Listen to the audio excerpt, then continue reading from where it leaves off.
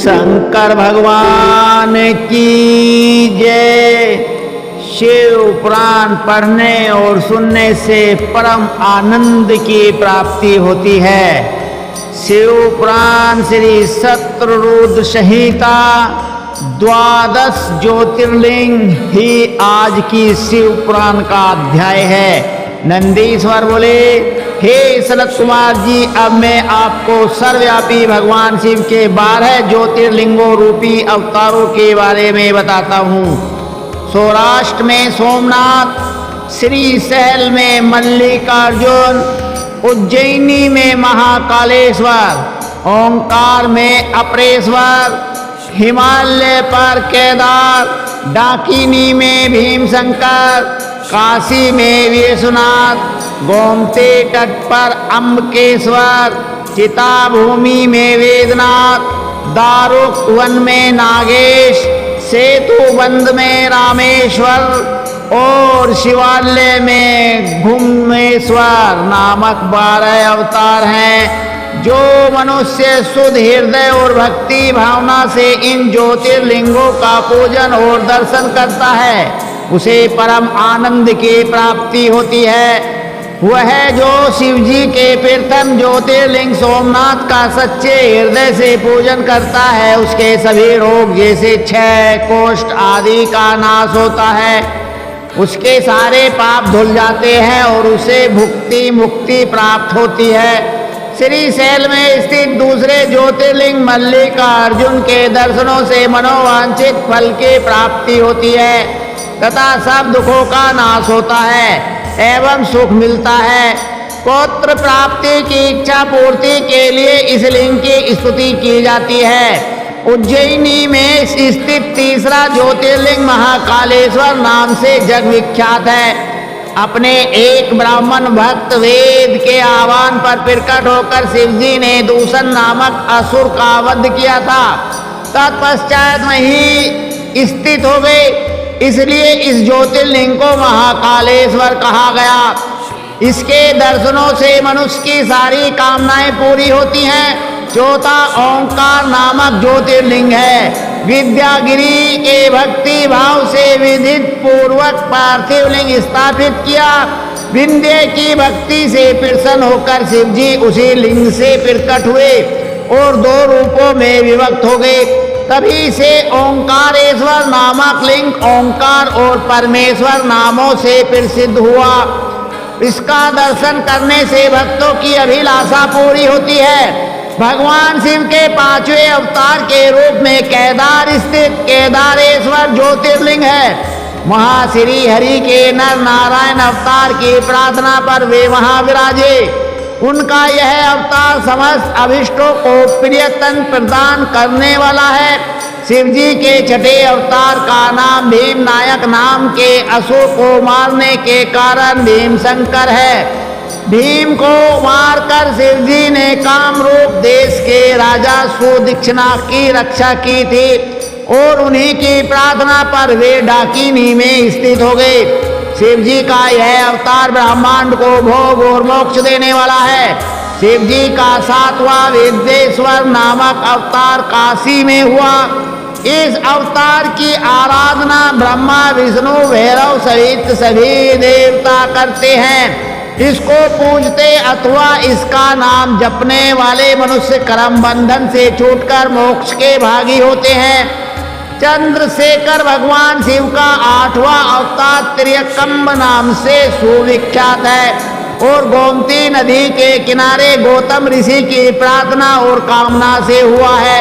यह ज्योतिर्लिंग के दर्शन और स्पर्श से सब कामनाएं पूर्ण होती हैं और मृत्यु पश्चात मुक्ति मिलती है। पवित्र पावनी गंगा गौतम ऋषि के स्नेहवश गोमती के नाम से प्रभावित हुई। नवा वेदनाथ अवतार शिवजी ने धारण किया। अनेक लीलाएं करने वाले त्रिलोकीनाथ भगवान शिव रावण के लिए अभिभूत हुए और चिताभूमि में ज्योतिर्लिंग रूप में स्थित होकर वेदनाथेश्वर नाम से प्रसिद्ध हुए। उनके दर्शनों से भोग और मोक्ष की प्राप्ति होती है। भगवान शिव का 10वां नागेश्वर अवतार अयोध्या में हुआ। इस अवतार में शिव जी ने दारुक नामक असुर को मारकर अपने एक वेश्य भक्त सुप्रिय की रक्षा की थी। शिव जी के इस लिंग का दर्शन और पूजन करने से महापापों का समूह नष्ट हो जाता है। देवादिदेव महादेव जी का 11वां अवतार सेतुबंध में रामेश्वर कहलाता है। सीता जी को वापस लाने के लिए लंका जाते समय समुद्र तट पर श्री रामचंद्र ने इस लिंग को स्थापित कर भगवान शिव की आराधना अर्चना की थी। उनकी प्रार्थना पर शिव जी इस ज्योतिर्लिंग में स्थित हुए। रामेश्वर लिंग की गंगा जल से स्नान कराने वाले मनुष्य को जीवन के बंधनों से मुक्ति मिल जाती है, उसे परम दिव्य ज्ञान की प्राप्ति होती है। यह ज्योतिर्लिंग भोग तथा मुक्ति प्रदान करने वाला है। इसका पूजन देव दुर्लभ कैवल्य मोक्ष प्रदान करता है। इसी प्रकार शिव जी का घुसमेश्वर नामक 12वां अवतार हुआ, जिसमें उन्होंने अपने प्रिय भक्त घुसमा को आनंद दिया। दक्षिण दिशा में देवलोक के निकट शिव जी सरोवर में प्रकट हुए। घुसमा ने अपने पुत्र को पुनर्जीवित करने हेतु शिव जी की तपस्या की। तब उसकी भक्ति से प्रसन्न होकर महादेव जी ने उसके पुत्र को जीवित किया एवं उसकी प्रार्थना पर वहीं ज्योतिर्लिंग के रूप में स्थित होकर घुसमेश्वर नाम से विख्यात हुए। इस शिवलिंग का भक्ति पूर्वक पूजन करने से मनुष्य इस लोक में सुखों को भोग कर अंत में मोक्ष प्राप्त करता है। हे महामुने, इस प्रकार मैंने त्रिलोकीनाथ देवादिदेव शिव जी के 12 दिव्य ज्योतिर्लिंगों का वर्णन आपसे किया। शिव जी की यह दिव्य 12 अवतारों वाले ज्योतिर्लिंग कथा को जो भी मनुष्य शांत चित्त और श्रद्धा भाव से पढ़ता या सुनता है, उसे सब पापों से छूटकर भोग व मोक्ष की प्राप्ति होती है। यह 100 अवतारों की शतरुद्र नामक संहिता सब कामनाओं को पूरा करने वाली है।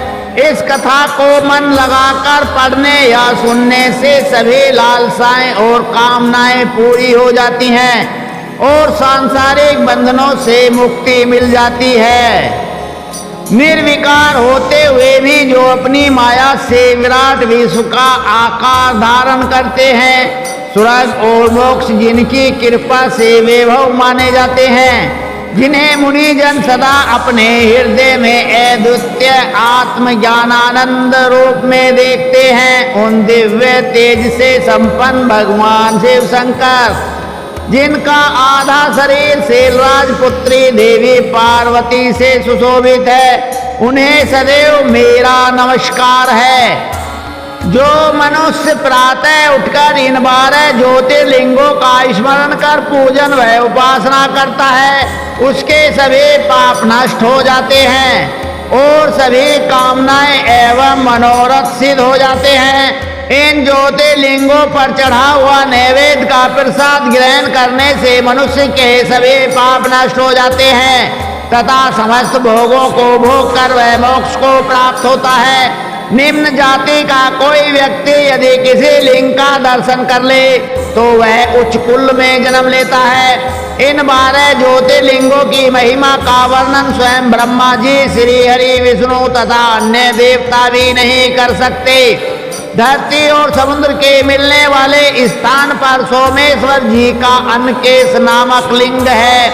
मल्लिकार्जुन से प्रकट रुद्रेश्वर नामक उपलिंग जग प्रसिद्ध है और भृगु में स्थित है। नर्मदा नदी के तट पर स्थित महाकाल शिवलिंग का दुग्धेश नामक उपलिंग है जो सुख देने वाला है। इसी प्रकार ओंकारेश्वर का उपलिंग कर्दमेश्वर नाम से सिंधु सरोवर के तट पर है।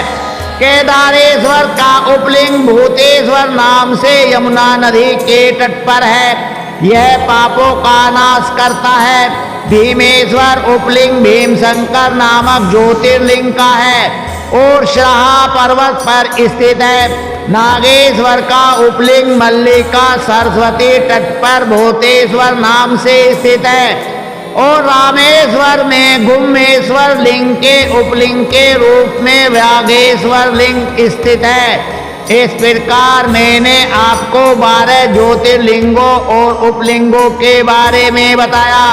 इनके दर्शन से समस्त मनोरथ सिद्ध होते हैं। सूत जी बोले, हे ऋषियों, प्रत्येक पावनी भगीरथी श्री गंगा के तट पर मुक्ति दात्री काशी नगरी स्थित है, जिसमें भगवान शिव निवास करते हैं। यहीं पर कृति का बामेश्वर शिवलिंग स्थित है, जो सब भक्तों की कामनाओं को पूर्ण कर उन्हें मुक्ति प्रदान करता है। यहीं तिल भांडेश्वर, दशमाश्वेत, गंगा सागर, संगमेश्वर आदि अनेक शिवलिंग स्थित हैं। कोसी की नदी के पास भूतेश्वर और नारीश्वर लिंग स्थित हैं।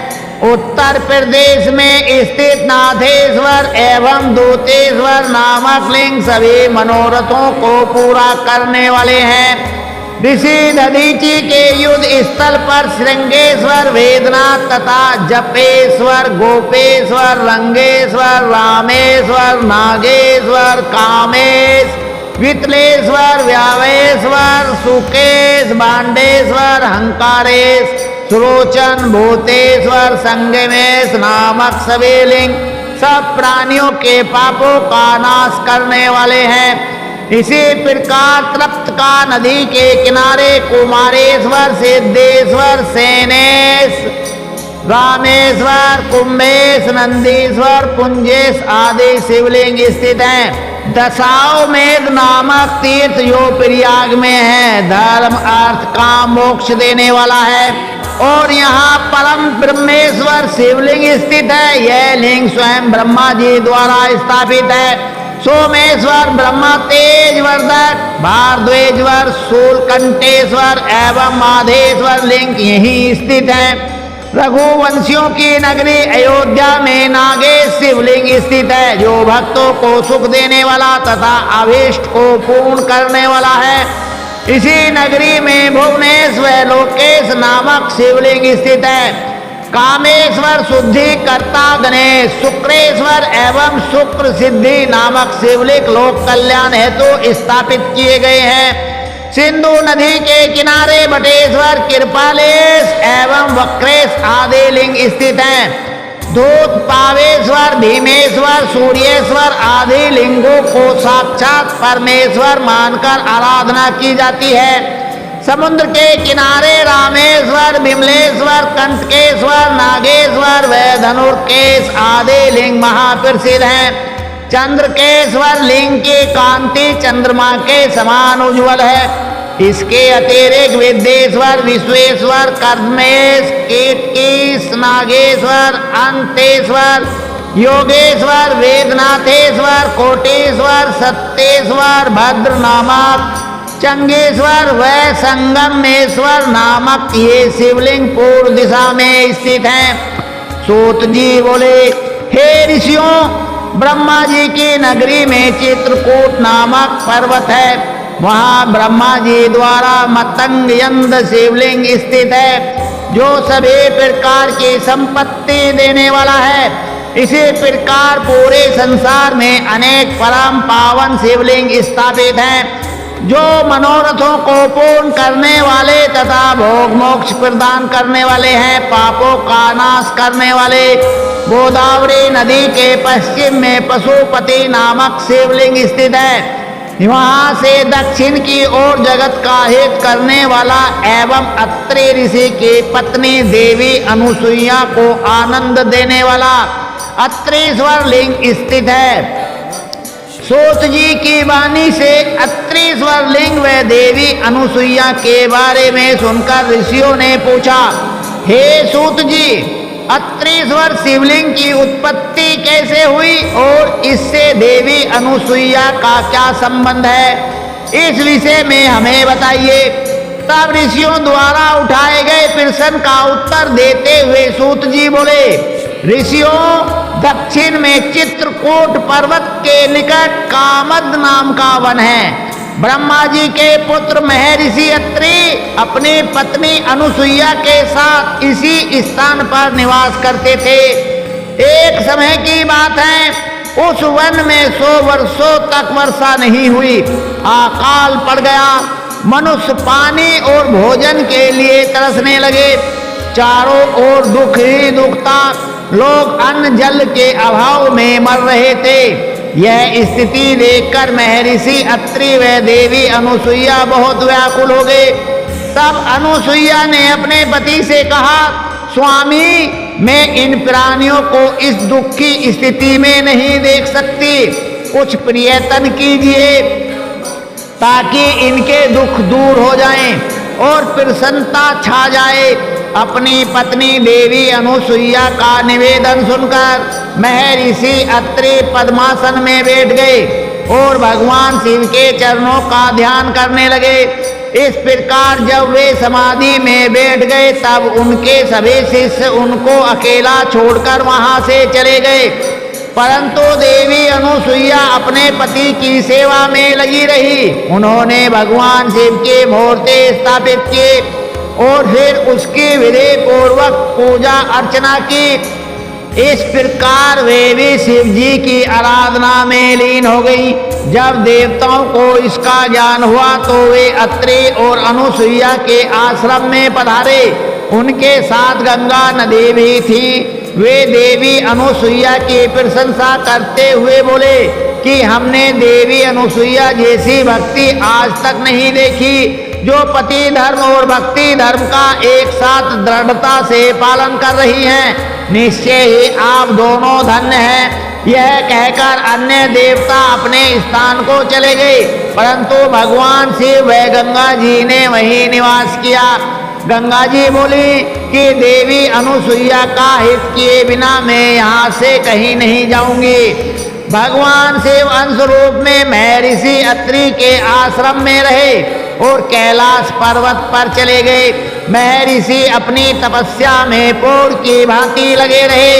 इस प्रकार अकाल पड़ते पड़ते 54 वर्ष बीत गए। देवी अनुसुईया भी अपने वचन को निभाती रही कि पृथ्वी पर वर्षा से पूर्व में अन्न जल ग्रहण नहीं करूंगी। अनुसुईया श्रद्धा भाव से शिव जी के चरणों में अपना ध्यान लगाती रही। सूत जी बोले, हे ऋषियों, तपस्या करते हुए महर्षि अत्रि को बहुत समय बीत गया था। एक दिन मुनि ने समाधि से जागकर अनुसुईया से कहा, देवी, मुझे बड़ी जोर की प्यास लगी है। आप कहीं से जल लाकर मेरी प्यास शांत करो। अपने पति की आज्ञा का पालन करते हुए अनुसुईया ने हाथ में कमंडल लिया और पानी लाने के लिए चल दी। साध्वी अनुसुईया पानी की तलाश में इधर उधर घूम रही थी। यह देखकर स्वयं गंगा जी देवी अनुसुईया के सामने आकर बोली, देवी, आप इस समय कहाँ जा रही हैं? तब उनका ऐसा प्रश्न सुनकर देवी अनुसुईया ने गंगा जी से पूछा, भगवती, आप कौन हैं और कहाँ से आ रही हैं? अनुसुईया के प्रश्न का उत्तर देते हुए गंगा जी ने कहा, हे देवी, मैं गंगा हूँ और आपके पतिव्रत धर्म और शिव पूजन से प्रसन्न होकर यहाँ आई हूँ। मैं आपके कर्तव्य निष्ठा से बहुत प्रसन्न हूँ। मांगो, क्या मांगना चाहती हो? मैं अवश्य ही तुम्हारी इच्छित वस्तु तुम्हें प्रदान करूंगी। गंगा जी के ऐसे वचन सुनकर देवी अनुसुईया ने हाथ जोड़कर विनम्रता से गंगा जी से कहा, हे माता, यदि आप मुझ पर प्रसन्न हैं तो कृपया कर मेरे इस कमंडल को जल से भर दें। मेरे पति प्यासे हैं, मैं उनकी प्यास बुझाना चाहती हूँ। तब देवी गंगा बोली, पति परायणे, आप पृथ्वी में एक गड्ढा खोदिए, मैं यहाँ विराजमान हो जाऊंगी। तब तुम पानी से कमंडल भर लेना। गंगा जी के आदेशानुसार देवी अनुसुईया ने गड्ढा खोद दिया। फिर गंगा जी उस गड्ढे में समा गईं। वह गंगा जल से भर गया। यह दृश्य देखकर अनुसुईया बहुत प्रसन्न हुई। उन्होंने अपना कमंडल जल से भर लिया और बोली, हे भगवती, पतित पावनी गंगे, यदि आप मुझ पर प्रसन्न हैं तो कृपया करके इसी प्रकार इस गड्ढे में निवास कीजिए जब तक मेरे पति यहाँ आकर आपके दर्शन न कर लें। आप यहीं पर स्थित रहिए। यह कहकर अनुसुईया जल से भरा कमंडल लेकर आश्रम में लौट आई। वहां आकर उन्होंने अपने पति अत्रि को जल पिलाया। उस मधुर शीतल जल को पीकर महर्षि तृप्त हो गए। जब उन्होंने अपने आसपास देखा तो उन्हें सूखे फल फूल हीन वृक्ष देखकर ज्ञात हो गया कि अभी तक वर्षा नहीं हुई है। तब उन्होंने आश्चर्य पूर्वक अपनी पत्नी से पूछा, देवी, जब अब तक वर्षा नहीं हुई है तो यह शीतल जल कहाँ से आया है? अपने पति के वचन सुनकर अनुसुईया जी ने अपने पति से कहा, हमारी शिव आराधना व आपकी तपस्या से प्रसन्न होकर स्वयं गंगा जी यहाँ पधारी हैं। वह हमारे आश्रम की शोभा बढ़ा रही हैं। यह बताकर अनुसुईया अपने पति को साथ लेकर गंगा जी के पास गईं। वहां महर्षि अत्रि जी ने सपत्नीक श्री गंगा जी की स्तुति करना आरंभ कर दिया। तत्पश्चात गंगा स्नान करके संध्या वंदन किया। तब गंगा जी ने दोनों पति पत्नी से वहां से जाने की आज्ञा मांगी। तब महर्षि अत्रि बोले, हे पतित पावनी गंगा, यदि आप हम पर प्रसन्न है तो कृपया कर सदा के लिए इसी तपोवन में निवास करें। माते, यहाँ विराज कर हमें कृतार्थ करें। अनुसुईया और महर्षि अत्रि की प्रार्थना सुनकर श्री गंगा जी ने कहा, अनुसुईये, यदि तुम 1 वर्ष तक की शिव पूजा और पति सेवा का फल मुझे दे दो तो मैं देवताओं और ऋषियों मुनियों के हित के लिए यहाँ निवास करूंगी। तब जगत के कल्याण के लिए देवी अनुसुईया ने 1 वर्ष की तपस्या का पुण्य गंगा जी को अर्पित कर दिया। यह देखकर त्रिलोकीनाथ भगवान शिव तुरंत उस पार्थिव लिंग से प्रकट हो गए। शिव जी के साक्षात दर्शन पाकर पति पत्नी बहुत प्रसन्न हुए और हाथ जोड़कर शिव जी की स्तुति करने लगे। यह देखकर शिव जी बोले, साध्वी अनुसुईये, मैं आपके लोकहित के इस कर्म से बहुत प्रसन्न हूँ। मांगो, क्या मांगना चाहती हो? मैं तुम्हें तुम्हारी इच्छित वस्तु अवश्य प्रदान करूँगा।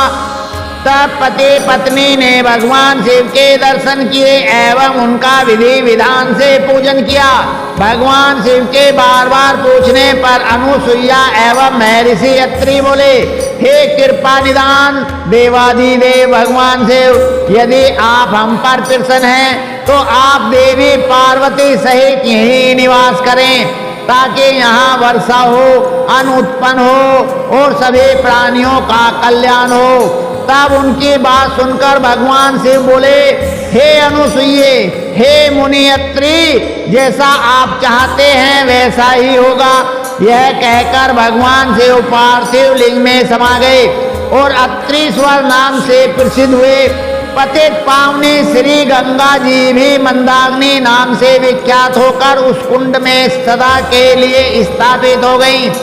फिर महर्षि अत्रि का यह आश्रम पुनः पहले की भांति हरा भरा हो गया। सूत जी बोले, हे ऋषियों, कालंजर नामक पर्वत पर भी नीलकंठेश्वर शिवलिंग स्थित है। यह भक्तों के लिए कल्याणकारी है।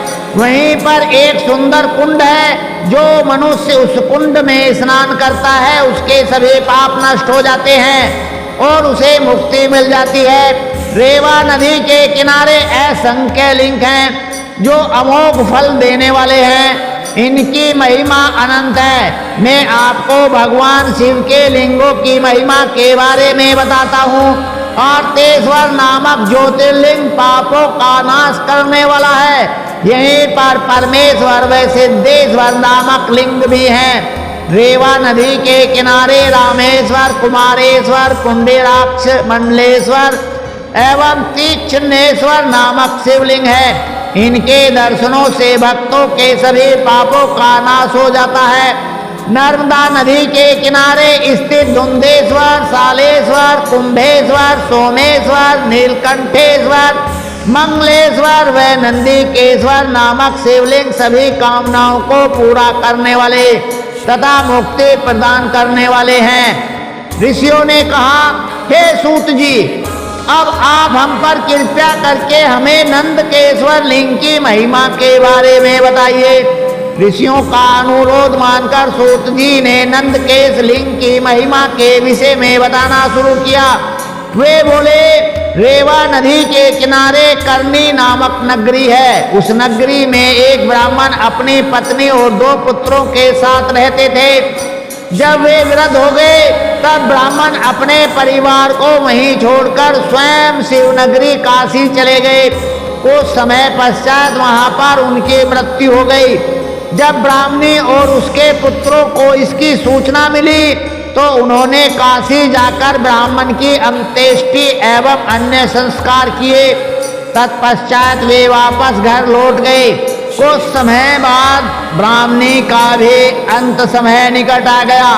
वह बीमार रहने लगी थी। तब उसने अपने पुत्र को बुलाकर उन्हें अपनी अंतिम इच्छा बताई। ब्राह्मणी बोली, पुत्रों, मेरी मृत्यु के पश्चात मेरी अस्थियों को गंगा जी में प्रवाहित करना तथा मेरा पिंडदान एवं श्राद्ध काशी में ही करना। पुत्रों ने उनकी इच्छा पूरी करने का वचन दिया। जैसे ही बड़ा पुत्र सुवाद माता के लिए पानी लेने गया था तो उसके बाद ही उसकी माता ने प्राण त्याग दिए। अपनी माता की आखिरी इच्छा पूर्ण करने हेतु सुवाद ने उनकी अस्थियों को काशी ले जाने का निश्चय किया। उसे 20 योजन का मार्ग तय करना था। रास्ते में ही रात घिर गई। तब सुवाद ने एक ब्राह्मण के यहाँ रात गुजारने का फैसला किया। उस ब्राह्मण के घर रुककर सुवाद भगवान शिव का पूजन करने के पश्चात वहीं पर विश्राम करने लगा। तभी वहां उसे एक अद्भुत बात दिखाई दी। सूत जी बोले, हे ऋषियों, जिस ब्राह्मण के घर में सुवाद फेरा था वह सुबह शाम दोनों समय अपनी गायों का दूध निकालता था। आज भी उसने अपनी स्त्री से कहा कि बर्तन दे दो, मैं दूध निकालता हूँ। तब उसकी पत्नी ने दूध का पात्र दे दिया और बछड़े को खोलकर गाय के पास भेज दिया। परंतु बछड़े ने जैसे ही थोड़ा सा दूध पिया उसने तुरंत गाय के पास से हटा दिया गया। माँ के पास से हटा देने पर बछड़ा उछलने लगा, जिससे ब्राह्मण के पैर में ठोकर लग गई। क्रोधित होकर ब्राह्मण ने बछड़े को बहुत पीटा और गाय का दूध निकाल लिया। गाय दुखी होकर रोने लगी कि अपने बच्चे को दूध भी नहीं पिला सकती। मैं अपने बच्चे को पिटते हुए देख रही हूँ, परंतु उसकी कोई मदद नहीं कर सकी।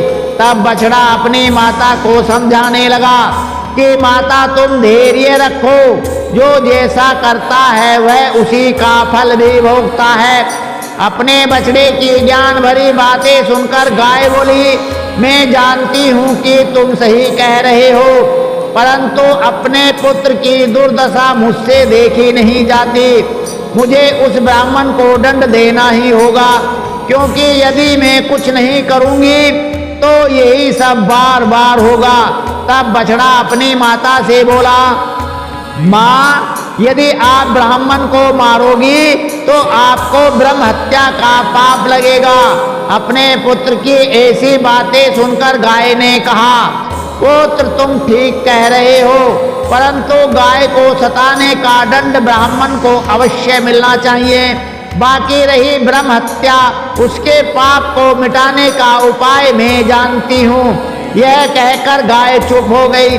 गाय और बछड़े की ये बातें सुवाद ने सुन ली थी। यह सब सुनकर उसने सोचा कि मैं अपनी माँ की अस्थियां लेकर काशी जा रहा हूँ, परंतु मैं यह भी देखना चाहता हूँ कि गाय ब्रह्म हत्या के पाप से कैसे मुक्त होती है और अपना बदला कैसे लेती है। प्रातः काल होने पर सुवाद वहाँ का दृश्य देखने लगा। उस दिन ब्राह्मण ने अपने पुत्र से दूध निकालने के लिए कहा। उसके पुत्र ने भी गाय के बछड़े को पीटना शुरू कर दिया, जिससे गाय को क्रोध आ गया। और उसने अपने सींगों का प्रहार लड़के की बगल में कर दिया। यह देखकर ब्राह्मण ब्राह्मणी दोनों दौड़ते हुए अपने पुत्र के पास आए, परंतु कुछ ही देर में उनके पुत्र के प्राण पखेरु उड़ गए। तब हाहाकार मच गया, सब रोने लगे। ब्राह्मण ने पीट पीट कर गाय और उसके बछड़े को घर से निकाल दिया। ब्रह्म हत्या की दोषी उस गाय का रंग सफेद से काला पड़ गया। जैसे ही गाय और बछड़ा घर से निकले, वह पथिक सुवाद भी उनके पीछे पीछे चल पड़ा। वह देखना चाहता था कि गाय क्या करती है और कहाँ जाती है। चलते चलते वे नर्मदा नदी के किनारे पहुंचे, जहां पर पहले से ही नंदीकेश्वर महादेव विराजमान थे। गाय ने नर्मदा नदी में 3 गोते लगाए तो उसका काला रंग पुनः सफेद हो गया। यह देखकर सुवाद को बड़ा आश्चर्य हुआ। गाय वहां से निकलकर कहीं अन्यत्र चली गई। तब नर्मदा को प्रणाम कर ब्राह्मणी पुत्र सुवाद ने भी नदी में स्नान किया। फिर नंदीकेश्वर का विधि पूर्वक पूजन करने के पश्चात वह काशी को चल पड़ा। रास्ते में सुवाद को एक युवती दिखाई दी, जिसने सुंदर वस्त्र एवं अलंकार धारण किए हुए थे। उसने सुवाद से पूछा, ब्राह्मण देवता, आप इस प्रकार प्रसन्न होकर कहाँ से आ रहे हैं और कहाँ जा रहे हैं? तब सुवाद ने उस युवती को सारी बात बता दी और कहा कि मैं अपनी माता की आज्ञा को पूर्ण करने हेतु उनकी अस्थियां काशी ले जा रहा हूँ। तब यह सुनकर वह युवती बोली, ब्राह्मण, तुम बहुत भोले भाले हो। यह तीर्थ अत्यंत पवित्र है। प्रति वर्ष वैशाख शुक्ल पक्ष की सप्तमी के दिन नर्मदा की पवित्र धरा में स्वयं गंगा जी आती हैं। आज वही शुभ दिन है, इसलिए तुम अपनी माता की अस्थियों को यहीं प्रवाहित कर दो। यह कहकर वह युवती अंतर ध्यान हो गई। सुवाद पुनः नर्मदा नदी की ओर लौट आया तथा उसके पवित्र धारा में सुवाद ने अपनी माता की अस्थियां प्रवाहित कर दी। तभी उसे एक दिव्य दृश्य दिखाई दिया। उसकी माता दिव्य देह धारण किए शिवलोक को जा रही थी और उसे आशीर्वचन देते हुए कह रही थी कि तुम धन्य हो, तुमने अपनी माता को सद्गति प्रदान कर दी है। पुत्र को आशीर्वाद देते हुए वह ब्राह्मणी शिवलोक को चली गईं। यह कथा सुनकर ऋषियों ने सूत जी से पूछा, हे भगवान सूत जी, वैशाख शुक्ल पक्ष की सप्तमी को गंगा जी नर्मदा नदी में क्यों आती हैं? वहाँ भगवान शिव का ज्योतिर्लिंग नंदीकेश्वर कैसे स्थापित हुआ? कृपया कर हमारी इस जिज्ञासा को शांत कीजिए। ऋषियों के प्रश्न को सुनकर सूत जी बोले, एक बार की बात है, नर्मदा नदी के किनारे ऋषि का नाम की एक विधवा ब्राह्मणी रहा करती थी। तरुण अवस्था में ही उसका पति पूर्व जन्म के पापों के कारण चल बसा था। तभी से ऋषि का भगवान शिव के चरणों का ध्यान करने लगी तथा उसने अपना सारा जीवन शिव जी के पूजन ध्यान और व्रत में लगा दिया। उसने एक पार्थिव लिंग स्थापित किया और महादेव जी की कठोर तपस्या करनी आरंभ कर दी। एक दिन एक बलवान मायावी राक्षस घूमता हुआ उस स्थान पर आ गया और बाल विधवा तपस्विनी को देखकर उस पर मोहित हो गया, परंतु वह ब्राह्मणी अपनी आराधना में ही लगी रही। तब वह उसे डरा धमकाकर पाने की कोशिश करने लगा। तब ऋषि का डर कर शिव जी की मूर्ति से चिपक कर रोने लगी और शिव जी से रक्षा करने हेतु प्रार्थना करने लगी। भक्त वत्सल भगवान शिव तुरंत अपने भक्त की रक्षा के लिए उस ज्योतिर्लिंग से प्रकट हुए और उस पापी राक्षस को भस्म कर दिया। फिर उस ब्राह्मणी से बोले, ब्राह्मणी, मैं तुम्हारी तपस्या से बहुत प्रसन्न हूँ, वर मांगो।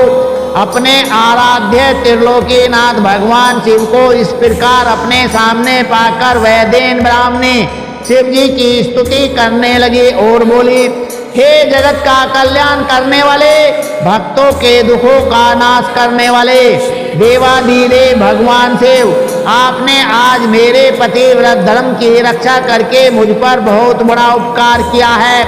यदि आप मुझे कुछ देना चाहते हैं तो मेरी एक अभिलाषा को पूरा कीजिए। आप सदा मेरे द्वारा स्थापित इस पार्थिव मूर्ति में निवास करें। ऋषिका का ये वचन सुनकर शिवजी प्रसन्नता पूर्वक उस लिंग में समा गए। उस समय आकाश से फूलों की वर्षा होने लगी।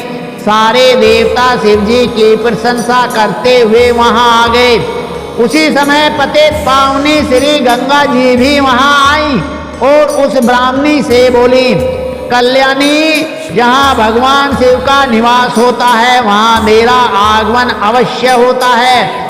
इसलिए वैशाख में शुक्ल पक्ष की सप्तमी तिथि को मेरा यहाँ आगमन होगा। ऋषियों, उसी दिन से उस पार्थिव लिंग का नाम नंदीकेश्वर हुआ और उसमें भगवान शिव का वास हुआ। और गंगा जी भी प्रत्येक वैशाख शुक्ल पक्ष सप्तमी को वहां आने लगी। यह दिव्य तीर्थ पापों का निवारण करने वाला है। इस पवित्र कुंड में स्नान करने से सभी पाप नष्ट हो जाते हैं और मनुष्यों को शिव पद की प्राप्ति होती है। अब समय तो पूरा हो गया है, आगे के शिव पुराने बोते पुण्यदायक ज्ञान वर्धक है, जिसे कल आप और हम पढ़ेंगे सुनेंगे, जीवन को सफल करेंगे। शंकर भगवान की जय। ओम नमः शिवाय।